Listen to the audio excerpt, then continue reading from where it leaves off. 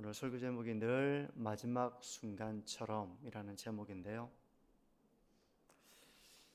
우리가 실제로 마지막 순간이라고 생각한다면 우리는 더 지혜로운 삶을 살 수 있게 될 것입니다. 이제 내일 헤어져야 되고 오늘이 마지막 밤이라면 평소와는 다르게 그 시간을 좀 의미 있게 보내고자 하는 그런 마음이 들겠죠.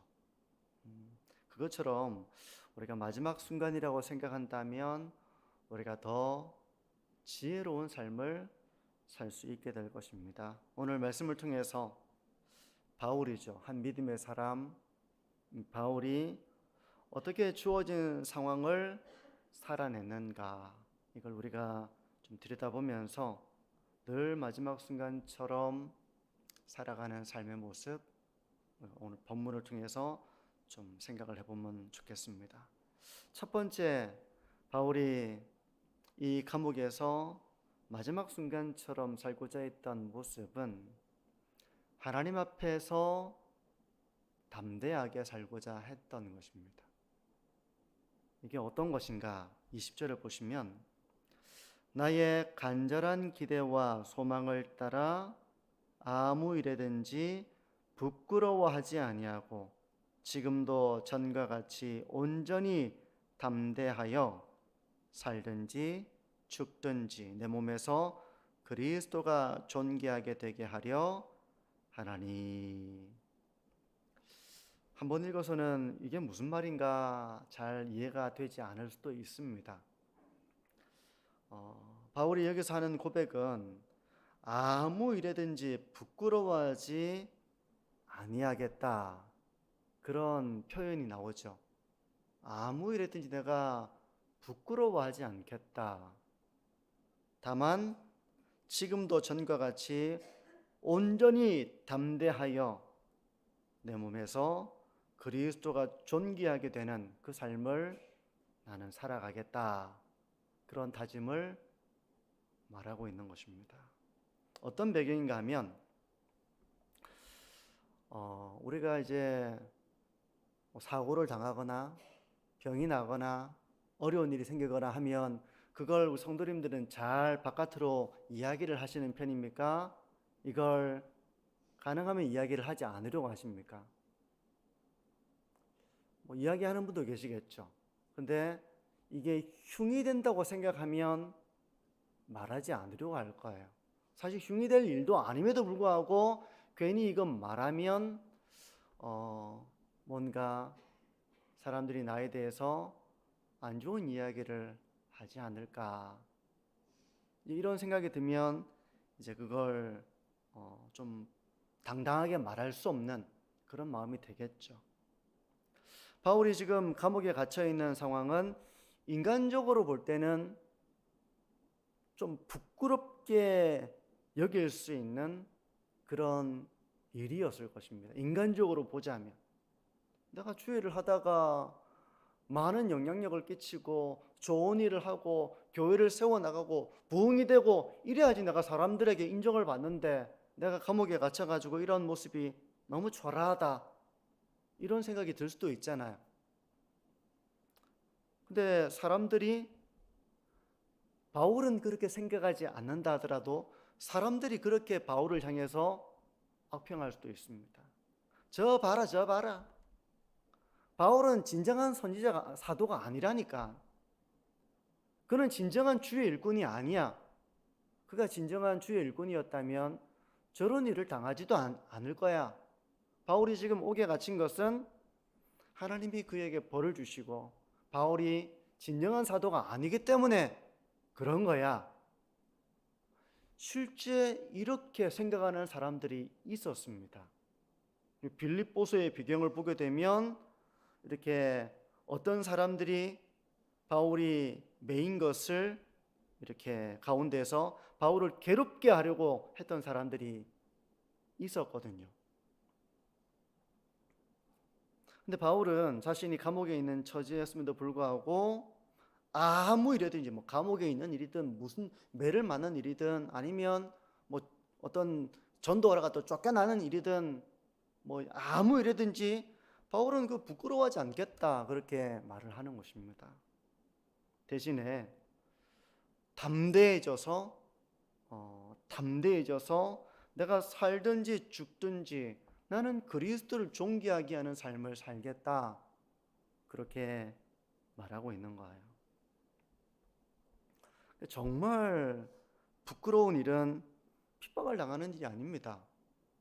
정말 부끄러운 일은 사람들이 이런 바울을 향해서 막 이렇게 험담을 하고 하는 것에 대해서 바울이 그걸 부끄러워할 일은 아니죠.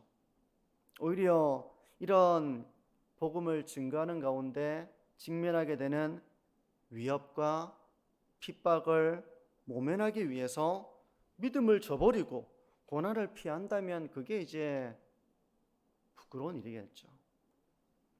그러므로 이런 바울의 고백에는 주의 일을 하다가 때로 우리가 이런 어려운 일을 당할 수도 있습니다. 사람들이 저 사람은 주의 일을 하다가 왜 저런 일을 당했을까라고 생각하는 일이 있다 할지라도 그것은 부끄러운 일이 아니다. 하나님 앞에서 그건 부끄러운 일이 아니다 라고 나는 아무 일에든지 부끄러워하지 않겠다. 바울은 그렇게 말하면서 정말 자기가 붙잡는 것은 바로 내가 살든지 죽든지 그리스도가 존귀하게 되는 삶을 살겠다. 바울이 그렇게 말하고 있는 것이죠. 바울이 이런 삶을 살고자 했던 것은 이제 점점 주님을 만날 날이 가까이 오고 있다고 그도 이제 알고 있는 것이죠. 이제 나그네 같은 삶을 마치면 주님 앞에 서야 한다는 것을 알기 때문에 내가 마지막까지 붙잡아야 되는 것은 내가 그런 사람들의 어떤 비난과 악평과 사람들의 어떤 시선 때문에 내가 그런 것에 다 부끄러워하다가 정작 내가 담대하게 그리스도를 존귀하게 하는 이걸 내가 붙잡지 못하는 삶이 되지 않으려고 바울은 그런 것을 부끄러워하지 않고 살든지 죽든지 그리스도를 존귀하게 하는 삶을 살겠다 그렇게 고백을 하고 있는 것입니다. 우리는 참 신경 쓸 게 많은 세상을 살아갑니다. 신경 쓸 게 너무 많아요. 특히 다른 사람의 시선에 대해서 신경을 쓸 때가 많이 있을 거예요. 다른 사람들의 시선, 다른 사람들의 비난, 다른 사람들의 부정적인 평가, 여기에 우리가 영향을 받을 때가 있습니다. 그러니까 내가 나 스스로를 바라보면서 하나님의 말씀 앞에서 나 자신을 바라보며 하나님 앞에 담대하게 온전하게 살고자 하는 이 중심이 아니라 다른 사람들의 모든 평가 속에서 내가 그 평가의 부정적인 평가라든지 이런 악평이라든지 그런 것 때문에 자기 자신이 못난 자가 돼가지고 나는 못났어 이렇게 되는 경우가 있죠.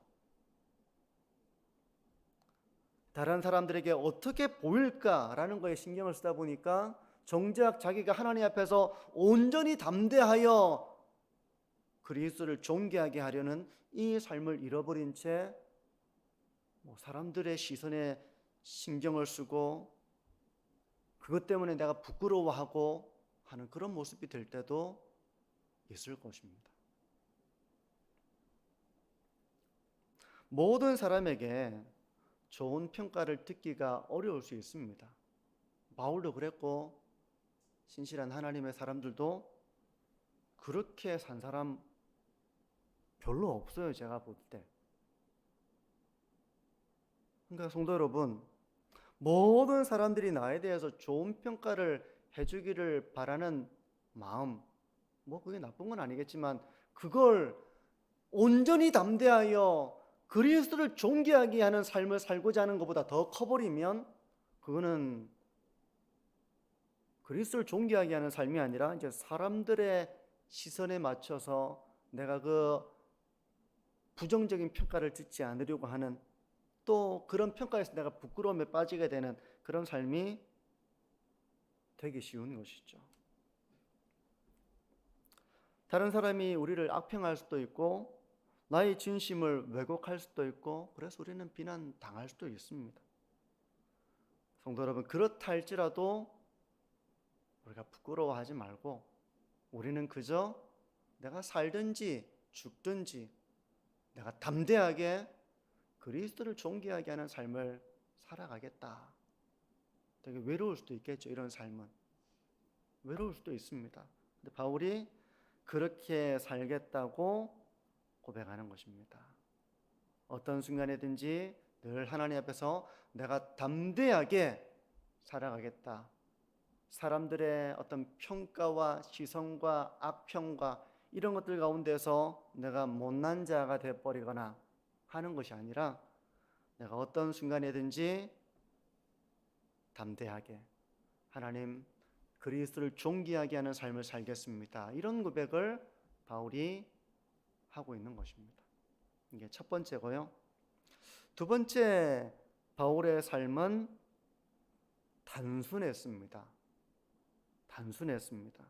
그것은 바로 우리가 읽었던 것처럼 살든지 죽든지 그리스도를 존귀하게 하려는 삶을 그가 살고자 한 것입니다. 그러니까 이제 전반부는 사람들이 나를 부끄럽게 여기게 만들려고 나를 비난하고 악평하고 나는 그런 거 일체 부끄러워하지 않고 담대하게 온전하게 내가 하나님 앞에 믿음의 길을 걸어가겠다라고 했던 이런 부끄러워하지 않고 담대함에 초점을 둔 것이라면, 이것은 두 번째는 내가 그리스도를 존귀하게 하는 거기에만 내가 마음을 두고 살아가겠다라고 하는 그런 바울의 모습인 것입니다.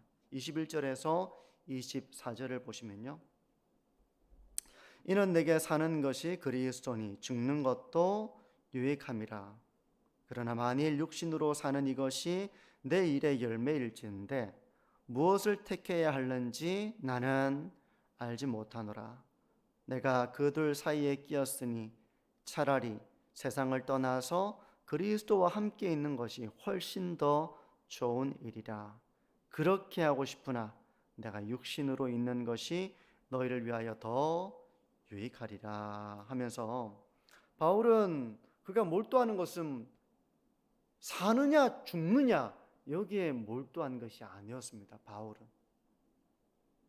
어떻게 하면 내가 여기에서 빠져나갈 수 있을까? 내가 어떻게 하면 이 감옥에서 빠져나가서 다시 내가 내 일을 할 수 있을까? 여기에 몰두한 것이 아니라 그는 그리스도가 존귀하게 되는 삶을 살고자 했다는 것입니다. 때문에 바울은 여기서 죽는다 해도 여한이 없고 차라리 세상을 떠나 주님 품으로 가는 것이 더 좋다고 그는 여겼습니다. 이런 바울의 삶은 모든 것을 내려놓은 삶이라고 말할 수 있겠죠. 그러니까 내가 붙들고 있는 것이 많으면 상당히 이제 삶이 복잡해질 수 있습니다. 그런데 그 쥐고 있는 것을 내려놓고 바울은 그가 붙들고 있는 거 하나는 그리스도가 존귀하게 되는 것입니다. 뭔가 목표를 세워놓고 이렇게 하나님 제가 감옥을 빠져나가서 이런 일도 하고 저런 일도 하고 뭐 그런 일을 하나님이 허락하실 수도 있겠죠. 근데 그건 자기의 소관이 아니라 자기가 바라보는 것은 죽든지 살든지 그리스도가 존귀하게 되는 삶을 오늘 하루도 내가 부지런하게 살겠습니다. 내가 그 일을 위해 눈앞에 있는 한 걸음 한 걸음을 걸어가겠습니다 라고 하는 아주 단순한 그런 삶의 목표를 가지고 하루하루 최선을 다해 산 것입니다. 그러니까 바울이 자기가 알려지지 않는다 하여도 내가 더 많이 명성을 얻고 더 많이 영향을 끼치고, 바울은 그렇게 되지 않아도 상관없이 자기는 죽든지 살든지 그거는 이후에 하나님이 허락하시면 살지 몰라도 지금 이 순간은 살든지 죽든지 그리스도가 존귀하게 되는 그 삶을 살겠다고 고백을 하는 것이죠. 자신이 알려지지 않는다 하여도 사람들의 비난을 받는다 하여도 그게 자기에게 중요한 문제가 아니었다는 것입니다. 그러니까 옥중에 갇힌 상태에서도 그리스도를 바라보고 있는 것이죠. 그의 삶이. 하나님, 제가 옥에서 풀려나서 더 많은 일을 제가 해야 되는데 라고 하는 것은 하나님의 계획 속에 있다면 그가 살아가게 되겠지만 그의 소관은 아니라는 그런 고백입니다. 그는 그리스도가 존귀하게 되기를 바라는 마음, 그거면 자기는 충분하다고 여기고 그렇게 하루하루를 살고자 한 것입니다. 마지막에 되면 우리의 삶은 더 이제 단순해집니다. 신경을 쓰고 바라는 것들도 정리가 되죠. 정말 붙잡아야 할 것과 이제는 놓아야 할 것이 점점점 선명해지게 됩니다. 이제 마지막을 앞두고 삶을 바라봤을 때 그런 정리를 해본 경험이 있으신 분도 계시겠죠. 그러면서 정말 중요한 것이 남게 됩니다. 정말 중요한 게 남게 돼요. 우리의 삶은 어떤가를 한번 돌아보시죠. 우리의 몸은 하나입니다. 우리에게 주어진 시간도 정해져 있습니다. 우리가 해야 할 일도 한정적일 수밖에 없어요. 모든 걸 다 할 수가 없습니다. 마지막 순간이라면 더 그렇겠죠. 우리가 늘 마지막이라는 생각으로 우리가 몰두해야 될 일이 뭔가를 한번 생각해 보십시오. 목사님, 마지막인데 뭐 몰두할 게 있습니까? 뭐 이제 마지막인데 저는 아무것도 신경 쓰고 싶지 않습니다. 마지막인데 공부해서 뭐합니까? 마지막인데 뭐 해서 뭐합니까? 직장 다녀서 뭐합니까? 마지막인데 뭐 이런 자포자기를 말하는 것이 아니죠. 마지막 순간에 우리가 정말 몰두해야 될 일이 뭔가? 종종 사람들은 미래의 일들을 위해서 현재를 희생시키는 사람이 있습니다. 미래의 일을 위해서 정작 지금 이 순간 우리와 함께하는 사람들에게 소홀한 경우도 있습니다. 정말 이 순간 내가 성실하고 부지런하게 또 복되게 살아가야 될 그 삶을 미래 때문에 다 희생시키고 그냥 살아가다가 정작 내가 왜 그랬을까 이렇게 후회하는 경우도 있습니다. 지금 내가 몰두해야 될 일이 뭔가를 한번 생각해 보십시오. 그리고 그리스도만 존귀하게 되기를 바라는 것보다 그것 말고 어떤 세상적인 목표, 이것을 이루기 위한 그런 삶에 빠지지 않도록 우리가 또 주의해야 됩니다. 저는 교회 사역도 그 중에 하나라고 생각을 하는데요. 교회 사역을 하는 가운데서 종종 주객이 전도될 때가 있습니다. 교회가 그리스도를 존귀하게 하려는데 목적을 두기보다는 어떤 성장에 초점을 두면서 문제가 생길 때가 있어요. 성장이 나쁜 건 아니잖아요. 교회 성장. 모든 교회가 그걸 다 원하죠. 그런데 교회 성장을 초점을 두다 보니까 정작 교회에서 비인간적인 모습이 나타나는 경우도 있는 것입니다.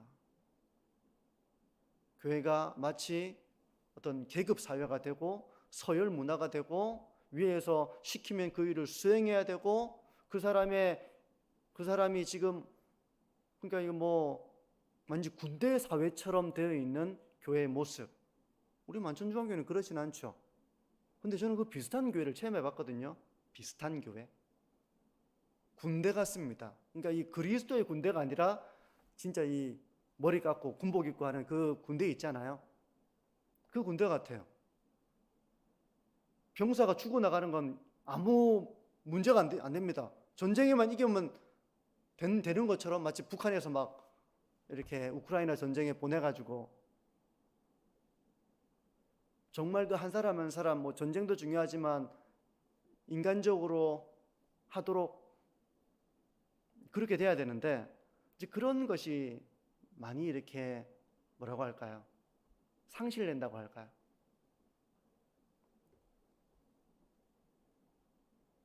사람을 막 수단으로 여기는 이런 일들, 그게 그리스도를 존귀하게 하라는 데 목적을 두고 있으면 이런 일이 생겨날 수 없는데, 성장이라는 하는 것에 초점을 두다 보니까 교회에 이런 면들이 생겨나게 되는 것이죠.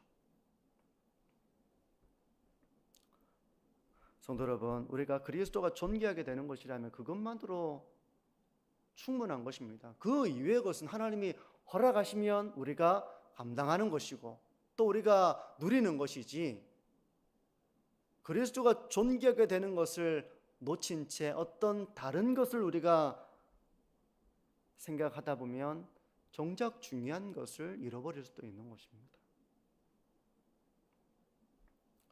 부모와 자식 간의 관계를 또 생각해 보자면, 자식이 세상적으로 엄청난 성공을 거두지 못한다 할지라도 엄청난 성공을 바라지도 않겠죠. 근데 지금 이 순간 부모와 자식 간의 관계가 사랑으로 묶여 있고 신앙 안에서 함께 한다면 사실 그것만으로도 그 관계는 충분한 것입니다. 저도 제 개인적인 삶을 보자면 세상적으로 제가 뭐 주목을 받고자 하는 그런 마음보다는 하루하루 주어진 삶에 만족하고 감사하며 그리스도를 존귀하게 하려는 그 삶을 가지고 살아간다면 그것으로 충분한 것이죠. 그러니까 그리스도를 존귀하게 하려는 이런 단순한 목표, 선명한 목표, 이것을 붙들고 살아가는 것이 충분한 것입니다. 이제 말씀을 정리하는데요, 바울은 자신의 처지 때문에 부끄러워하지 않았습니다. 자신의 처지가 사람들의 어떤 악평과 손가락질과 비방과 이런 걸 받는다 하여서 그가 부끄러워하지 않겠다라고 그는 고백하고 하나님 앞에서 내가 오히려 담대하게 하나님 앞에 서겠다. 내가 이것 때문에 위축되거나 나 자신을 못났다고 여기거나 사람들을 막 눈치를 본다거나 내가 얼굴을 못 든다거나 사람을 피하게 된다거나 하는 이런 내 내면의 병이 들어버리거나 하는 것이 아니라 나는 부끄러워하지 않겠다. 오히려 담대하겠다. 이런 바울의 모습이었다는 것입니다.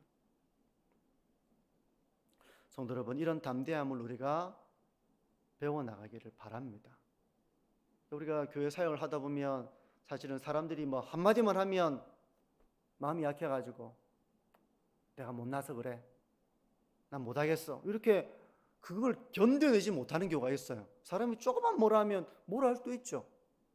이겨내고 오히려 담대하게 하나님 앞에서 온전한 자의 삶의 길을 우리가 걸어가야 됩니다. 근데 주님, 교회를 하다 보면 이런 일을 듣는 일들이 바울도 그랬는데 우리가 왜 없겠습니까? 근데 이런 말 들으면 그것 때문에 누가 나를 비방하고 나를 험담하고 악평하고 그래서 그냥 다 내려놓고 못하겠다, 이렇게 되면 이미 마음에 이렇게 마음이 상해버린 거죠. 성도 여러분, 담대함을 가지고 내가 아무 일이든지 부끄러워하지, 진짜 부끄러워할 일은 내가 하나님 앞에 온전하지 못한 게 부끄러운 것이죠. 사람들의 어떤 평가라든지 비방이라든지 내 중심이 바르면 부끄러울 일이 아닙니다. 그거. 근데 내 중심이 바르지 못하면 그건 부끄러워해야 될 일이죠. 성도 여러분, 하나님 앞에 우리가 중심이 바르다면 우리가 부끄러워하지 말고 도리어 담대하게 하나님께서 맡겨진 사명을 감당해 나가는 것입니다. 그리고 바울은 마지막에 가까이 올수록 더 단순하게 그리스도가 존귀하게 되게 하려는 삶을 살았습니다. 하나님, 제가 이 감옥을 빠져나와서 또 로마에서 또 전도해가지고 이곳에서 수많은 부흥을 일으키고 로마를 넘어서가지고 전 세계를 나가서 제가 큰 일을 해야 안 되겠습니까? 하는 이런 목표를 가지고 한 것이 아니라 그의 하루하루의 목표는 그리스도를 존귀하게 하겠다는 거기에 있었던 것입니다. 하나님이 허락하신다면 그건 하나님의 허락하에 자신이 감당하게 될 일이지, 그게 자기의 목표가 되어 있지는 않았던 거예요. 그러므로 성도 여러분, 어떤 교회는 목사님이 이제 그런 숫자에 대한 목표를 많이 가지고 있는 목사님도 있습니다. 저는 그게 뭐 나쁘다는 얘기를 하는 건 아니에요. 근데 그건 하나님이 허락하시면 되는 거지. 또 하나님이 그러면 뭐 수적으로 불면 그 목회자가 탁월하고 교회가 엄청나게 뭐 뜨거운 교회고, 그렇지 않은 교회는, 작은 교회들은 다 은혜가 없는 교회고, 혹시 그렇게 생각하시는 분은 없겠죠, 그죠? 저는 작은 교회 목사님 중에 훌륭한 분들이 정말 많다고 많이 느낍니다. 오히려 큰 교회 목사님보다 작은 교회 목사님에게 저는 잔잔한 감동을 느끼는 경우가 더러더러 있어요. 되게 감동적입니다. 인품이 너무 뛰어나다. 어떻게 저렇게 작은 교회에서 저렇게 신실하게 목회를 하시는구나. 이렇게 저에게 감동이 될 때가 있거든요. 너무 어떤 그런 넘어서는 목표를 두고 우리가 다른 걸 다 수단화시키고 막 그 일을 향해서는 사람이 어떤 사람을 수단화시키고 사람이 뭐 상처를 받던 관계가 없고 오로지 과업만 이루려고 하는 이런 것에 우리가 너무 이렇게 몰두하기보다는 그건 하나님이 주시면 우리가 누리면 되는 것이고요. 하루하루 그리스도가 존귀하게 하려는 그런 삶의 길을 우리가 부단하게 살아가는 것, 그게 바로 이제 삶의 단순함이라 말할 수 있고요. 정말 우리가 마지막 순간에는 정말 중요한 것을 하고자 하는 그런 모습이 되는 것이죠. 성도 여러분, 우리가 늘 마지막 순간처럼 지혜를 배워서 하나님 앞에 온전하고자 하는 그런 모습, 그리고 그런 가운데서 온전하지 못한 것은 부끄러워해야 되겠죠. 하지만 내가 하나님 앞에 온전하다면 때로 나의 삶과 나의 사역과 이런 것에 대해서 누군가 비방할 수도 있겠죠. 오해할 수도 있고, 그런 것이라면 일일이 다 말하지 못할 수도 있을 것입니다. 담대하게 주님의 일을 감당해 나가시면 되는 것입니다. 그리고 어떤 거창한 일보다는 작은 일에서부터 우리가 충성하는 것입니다. 작은 일에서부터 그리스도가 존귀하게 되려는, 존귀하게 되시도록 우리가 주어진 삶을 살아가는 것, 그것이 바로 마지막 순간 우리가 정말 삶의 어떤 선명하고 단순한 삶의 모습처럼 우리의 삶이 그렇게 하나님 앞에 온전하며 또 하나님의 영광을 위해서 작은 일에서부터 충성의 길을 걸어가시는 저와 우리 모든 성도님들이